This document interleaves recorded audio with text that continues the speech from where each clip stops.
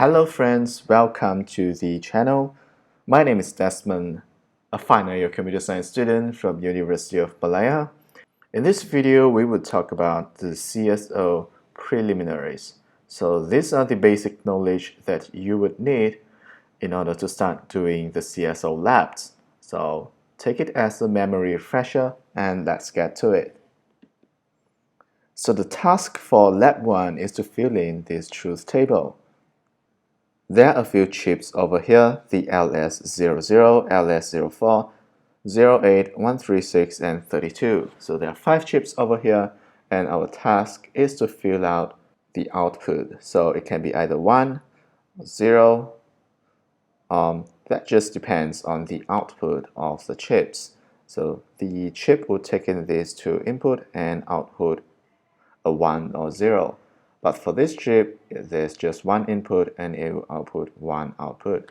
So this is the task for the lab 1, but before we get to that, we have to get ourselves equipped with the knowledge that are very basic. So this is the LED. So LED stands for light emitting diode.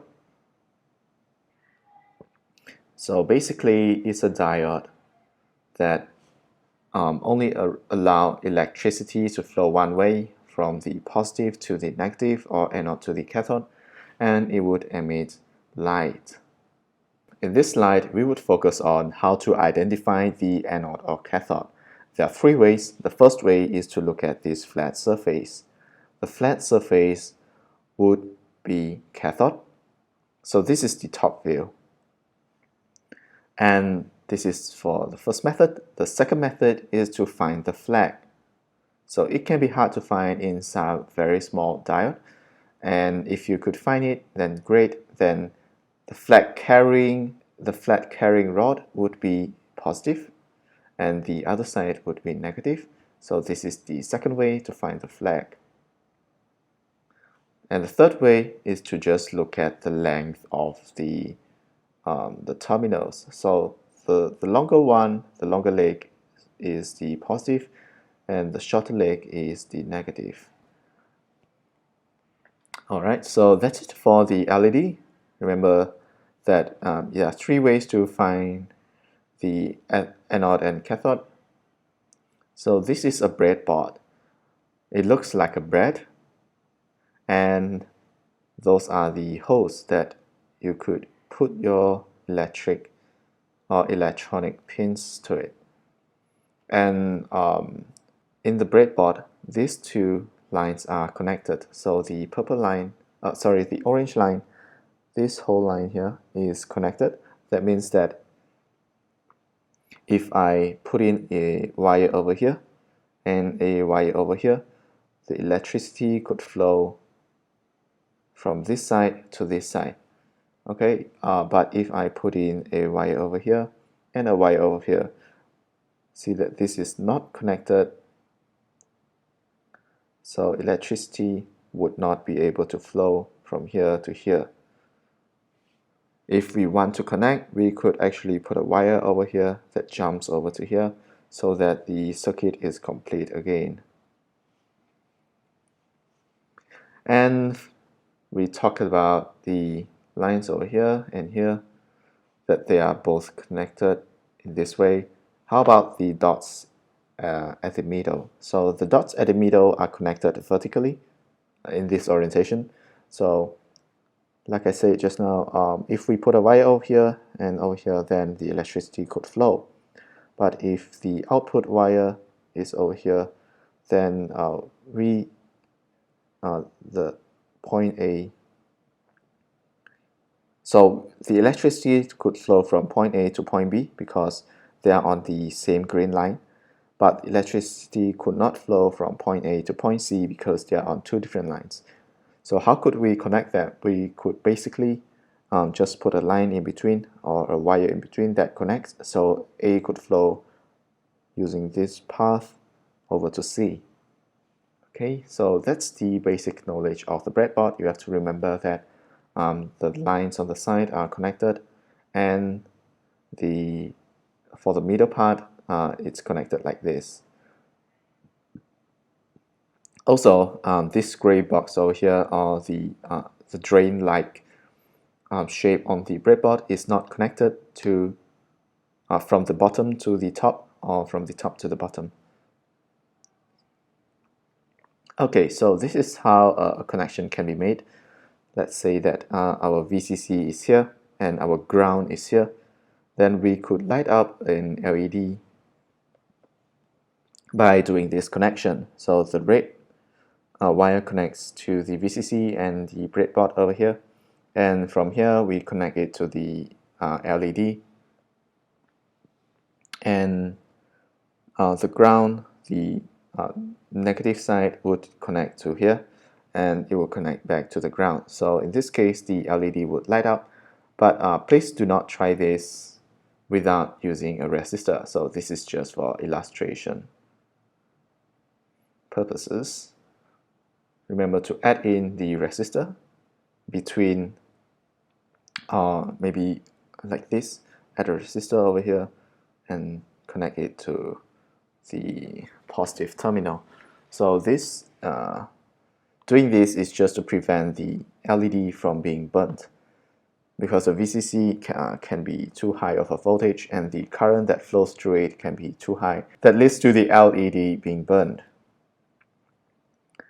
And this is another way to connect. So like we showed just now, this is also a valid connection because all the green lines are connected. So the VCC could be connected to the first line over here, and from here we could connect it to the plus side, and the negative terminal would be connected to another green line which leads to the ground. So this is another way to connect the LED on the breadboard to the power supply. Next we will talk about logic gates. So there are 8 logic gates over here. So this is called the inverter. So basically it inverts 1 to 0 and 0s to 1. So these two are having the same functionalities, they are just drawn differently. So usually we would draw the inverter in this way, but if you draw it in like this, it's also okay. And there are AND gate over here, OR gate and XOR gate. They all have a different output for the same input, and to invert them, we draw a small dot over here. So this becomes a NAND gate, a not AND gate. You could think of it that way. So it basically inverts everything that the AND gate outputs, and this is a NOR gate, which inverts everything that the OR gate outputs due to this small circle over here, and the XNOR gate, which inverts everything that the XOR gate outputs. So this is the truth table. So the inverter only takes in one input, the A. So if the input is 1, it will output 0.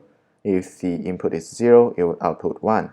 And the AND gate takes in 2 inputs, A and B, right? A and B, and it only outputs 1 if both A and B are 1. So only if the A and B are 1, it would output 1. Otherwise, it would output 0. And the OR gate, however, it would output 1 if it sees 1. Okay, so it would only output 0 if both A and B are 0. Okay, so if A is 0, B is 0, then the output is 0. Otherwise, it's 1. And the XOR gate would only output 1 if A and B are different. So in this case, if A is 0 and B 1, then that means A and B is not the same, then it will output 1. If A is 1, B is 0, A and B is still not the same, and it will output 1. If A and B are the same, it will output 0 instead. Okay, and this is for the NAND gate, NOR gate, and XNOR gate. So it basically changes everything, inverts everything that we have previously. So previously we have 0, 0, 0, and 1 for the AND gate.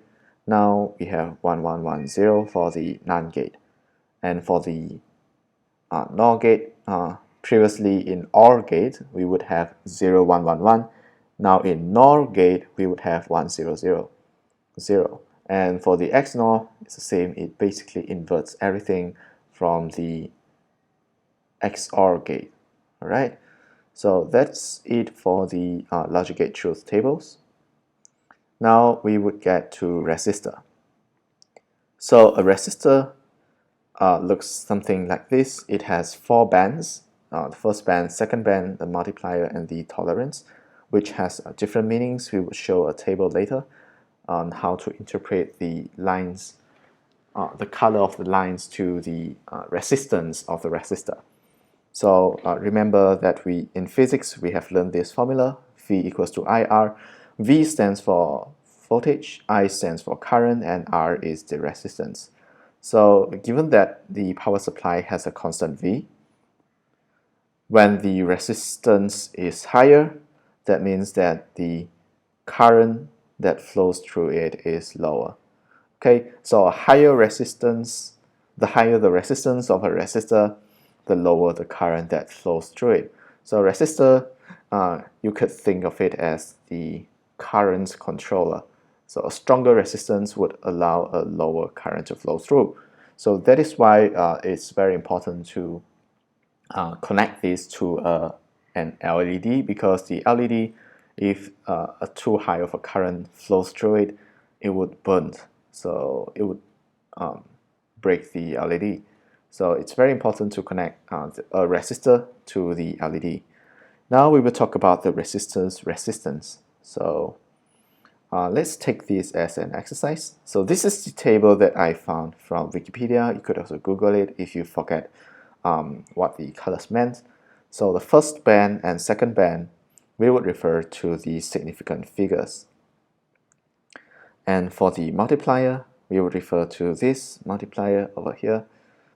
It will multiply by a fraction, or it will multiply it with tens or hundreds of resistance. And for the tolerance, we could look over here. All right. So in this case, the answer should be 2.7 mega ohms. So how to get to that? We first look at the red color, and red is 2. So we write 2 over here. And for the purple, the violet, it's 7, and we write 7 over here. And the multiplier is in green, so we look at green multiplier, it's 10 to 5. So we write 5 zeros at the back. And the tolerance is gold in color, which is plus or minus 5%.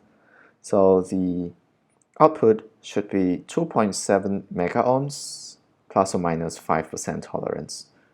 Okay, so that's for the exercise. And thanks so much for watching. That's all for the preliminaries of CSO lab. So you have to understand everything before you move on, because everything after this depends on the knowledge in this lecture. So remember to subscribe to this channel if you find this is helpful, so you don't miss any future videos. If you have any comments, remember to comment them down in the comment section below. And if you think this is helpful, remember to like and share this video. And in the next video, we will talk about CSO electronics, and we would finally move on to CSO Lab 1. So thanks guys for watching, and hope to see you in the next video. Bye bye.